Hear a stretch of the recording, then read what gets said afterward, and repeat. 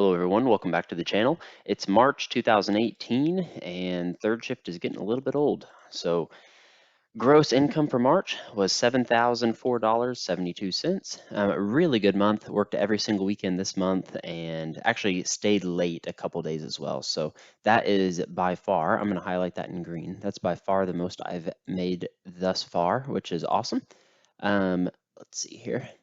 Taxes that I paid were $1,365.44. Ended up putting $1,517.22 in the 401k, and then took home $3,866.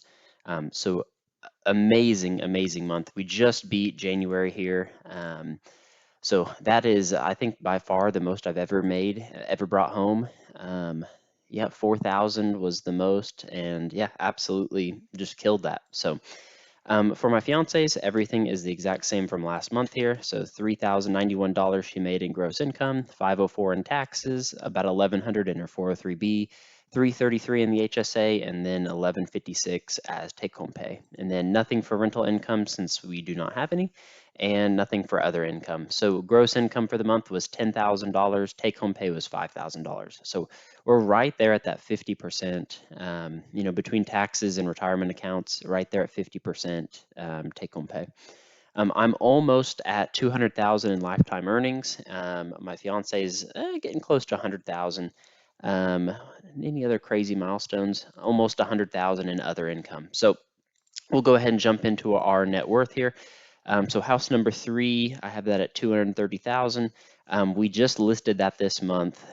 Nothing really quite yet. We have it listed at 260, and we're really hoping for 240, 245. 250 would be great. So we listed it a little bit more, assuming someone will throw in a lowball offer, and then hopefully settle somewhere around 240. But no takers quite yet. It's really only been on the market a couple days right now, so. Hopefully that picks up here soon. Speaking of houses, we did look at house number 4 potentially. So it is kind of back in my like hometown, which is where we're living right now, just on the other side of the town. So yeah, in a much better neighborhood. We looked at maybe 3 or 4 houses in the past couple weeks. This one, it's cosmetically horrible. Has like purple shag carpets, green tile floors in the kitchen, wallpaper in every single room, but the foundation's good. It's a 3-story house over a basement, or 2 stories over a basement, I guess. The basement's half finished, and it's a 4-bedroom, 4-bathroom on about half an acre. And most of the houses in the neighborhood are probably a 1/4 acre. So they have it listed at 275, and we will probably put in a really low ball offer here in the next couple days. So we're going to finish looking at a couple more houses, and if not, yeah, we'll start the process of just throwing out low ball offers, and hopefully they'll settle. If it'd be nice if we could get 240 for house number 3 and then pay 240 for house number 4. That would be really awesome. Anyway, 2015 truck I'm moving that down actually to 30,000 this month, since it's been at 31,000 for a little bit. Kelly Blue Book still says somewhere around 35,000.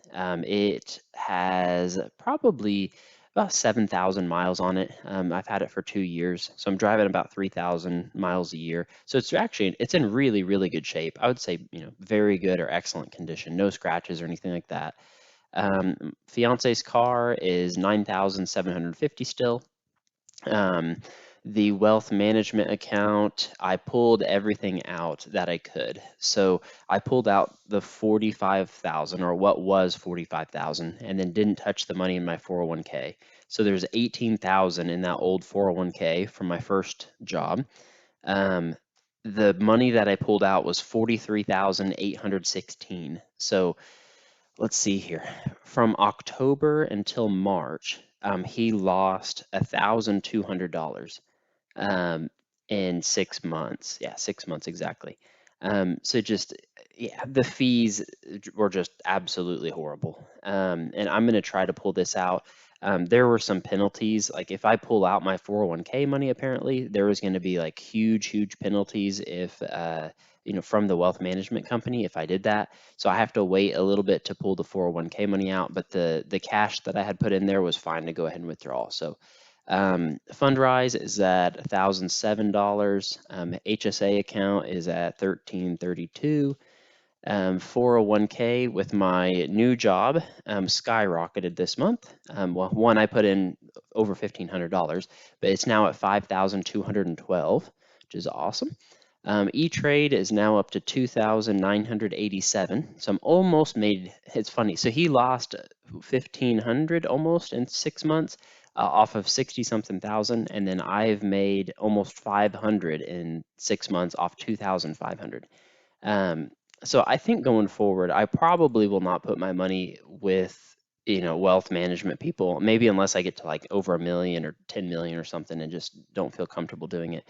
But it was super easy for me just to research some index funds and buy index funds, and not have to pay hardly any fees. So I think I'm going to keep with that strategy. It seems to be working a lot better than, what he did up here. So fiance's 403b is currently at, let's see here, $9,078. So she's up about another $1,000, almost across the $10,000 mark. We of course made all of the payments this month, as we always do. 14,216 on the truck, and then 149,920 is what we owe on house number 3. So honestly, doing pretty good. I think we've paid off about $4,000 on house number 3, and then we'll see how things go. I'm kind of getting tired of this truck payment. It's just whittling away about $300 a month. But depending how buying house number 4 goes, if I have some extra money, because let's see here. So if we sell house number 3 at 240 and I owe 149, I should have $80,000 minus closing costs. So I probably will have $70,000 in equity there. And so when I sell house number 3, what am I going to do with that 70,000? I can buy another house. I'll probably use that 70,000 to start whittling away at this truck, or if not, just pay it all off.